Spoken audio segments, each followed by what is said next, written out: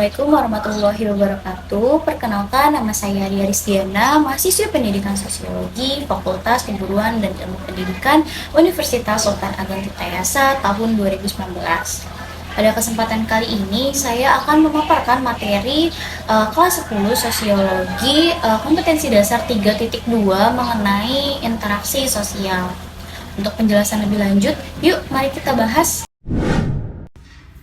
Tujuan pembelajaran pada kali ini adalah dengan menggunakan mode pembelajaran discovery learning, peserta didik diharapkan dapat mengenali dan mengidentifikasi realitas individu, kelompok, dan hubungan sosial di masyarakat. Peserta didik juga diharapkan mampu mengembangkan kemampuan berpikir kritis dan menumbuhkan rasa empati serta sikap saling menghargai terhadap sesama manusia. Interaksi sosial merupakan kunci dari semua kehidupan sosial. Tanpa interaksi sosial, tak akan mungkin ada kehidupan bersama. Bertemunya manusia dengan manusia lain tidak akan menghasilkan pergaulan tanpa adanya interaksi sosial. Pada dasarnya, interaksi sosial merupakan syarat utama terjadinya aktivitas sosial. Salah satu sifat manusia adalah keinginannya untuk dapat hidup bersama dengan manusia lainnya. Dalam hidup bersama antara manusia dengan manusia atau manusia dengan kelompok tersebut terjadi hubungan dalam rangka memenuhi kebutuhan hidupnya.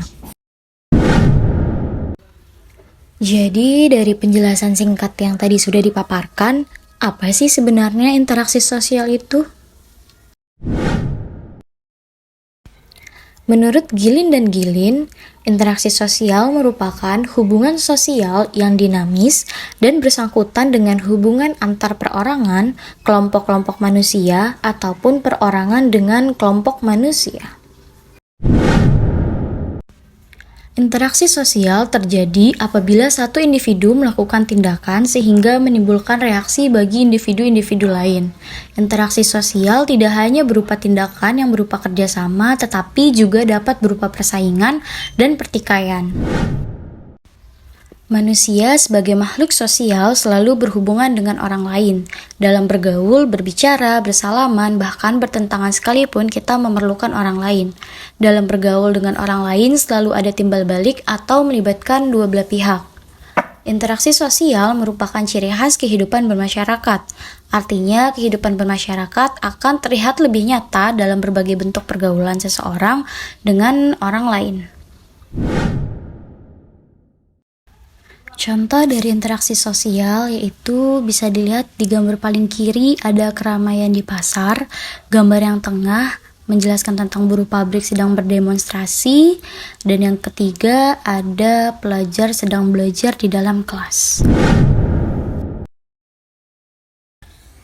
Selanjutnya ada syarat-syarat terjadinya interaksi sosial. Interaksi sosial dapat terjadi apabila memenuhi beberapa syarat seperti adanya kontak sosial dan juga komunikasi.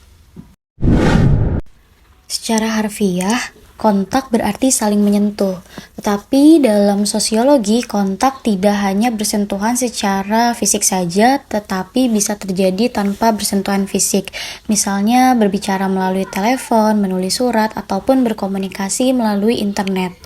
Kontak hanya dapat berlangsung apabila kedua belah pihak sadar akan kedudukan atau kondisinya masing-masing. Untuk itu, kontak memerlukan kerjasama dengan orang lain. Kontak sosial dapat dibedakan menjadi beberapa bagian. Yang pertama ada berdasarkan bentuk atau wujud. Berdasarkan bentuknya, kontak dapat dibedakan menjadi 3 bagian. Yang pertama ada kontak antara individu dengan individu. Contohnya seperti yang ada di gambar, seorang ibu sedang berbicara dengan anaknya. Kemudian selanjutnya ada kontak antara individu dengan kelompok, seperti contoh pada gambar, terdapat guru sedang berkomunikasi dengan murid-muridnya di dalam kelas. Kemudian yang ketiga ada kontak antara kelompok dengan kelompok, seperti contoh pada gambar, pertandingan sepak bola antara dua tim. Selanjutnya yang kedua ada kontak berdasarkan cara. Berdasarkan caranya, kontak dibedakan menjadi 2. Yang pertama ada kontak langsung atau primer. Kontak langsung yaitu hubungan timbal balik yang terjadi secara langsung. Contohnya seperti berbicara, berjabat tangan, tersenyum, dan bahasa isyarat. Selanjutnya yang kedua ada kontak tidak langsung atau sekunder. Kontak tidak langsung atau sekunder ini merupakan hubungan timbal balik yang memerlukan media atau perantara. Perantara atau media yang digunakan dalam kontak sekunder bisa berupa benda seperti telepon, TV, radio, surat, dan telegram, atau juga bisa berupa manusia, misalnya seperti seorang pemuda yang meminang seorang gadis melalui seorang perantara. Yang ketiga ada kontak berdasarkan sifatnya. Berdasarkan sifatnya, kontak sosial ada dua macam. Yang pertama ada kontak positif, yaitu kontak sosial yang mengarah kepada suatu kerjasama, misalnya kontak antara pedagang dengan pembeli. Kemudian yang selanjutnya ada kontak negatif, yaitu kontak sosial yang mengarah kepada suatu pertentangan, misalnya seperti kontak senjata antara dua negara yang sedang berperang. Kemudian syarat terjadinya interaksi sosial yang kedua ada komunikasi. Komunikasi adalah suatu proses penyampaian pesan, ide atau gagasan dari satu pihak kepada pihak lain agar terjadi saling mempengaruhi di antara keduanya. Komunikasi dibedakan menjadi dua macam. Yang pertama ada komunikasi lisan atau verbal, yaitu komunikasi dengan menggunakan kata-kata yang dapat dimengerti oleh kedua belah pihak. Contohnya berbicara langsung dan melalui telepon. Yang kedua ada komunikasi nonverbal atau melalui isyarat, yaitu komunikasi dengan menggunakan gerak-gerik badan, bahasa isyarat, ataupun menunjukkan sikap tertentu. Contohnya seperti menggelengkan kepala, mengangkat bahu, dan melambaikan tangan. Komunikasi dapat berlangsung apabila memenuhi syarat sebagai berikut. Yang pertama ada pengirim atau sender, yaitu pihak yang mengirimkan pesan kepada pihak lain. Yang kedua adanya penerima atau receiver, yaitu pihak yang menerima pesan dari pihak lain. Yang ketiga adanya pesan atau message, adalah isi atau maksud yang akan disampaikan oleh setiap pihak kepada pihak lain. Dan yang keempat adanya umpan balik atau feedback, adalah tanggapan dari penerima pesan atau isi pesan yang disampaikan. Pembahasan yang terakhir adalah ciri-ciri interaksi sosial. Dari pembahasan-pembahasan yang telah dipaparkan sebelumnya, dapat disampaikan bahwa interaksi sosial memiliki ciri-ciri sebagai berikut. Yang pertama, pelakunya lebih dari satu orang.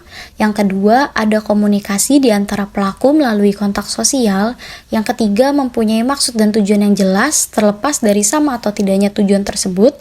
Dan yang keempat, adanya dimensi waktu, baik masa lampau, masa kini, dan masa datang, yang akan menentukan sikap aksi yang sedang berlangsung. Nah, itulah sedikit penjelasan mengenai materi interaksi sosial. Semoga dari penjelasan-penjelasan tersebut dapat kalian pahami dengan mudah. Kurang lebihnya mohon maaf. Wabillahi taufiq wal hidayah. Wassalamualaikum warahmatullahi wabarakatuh.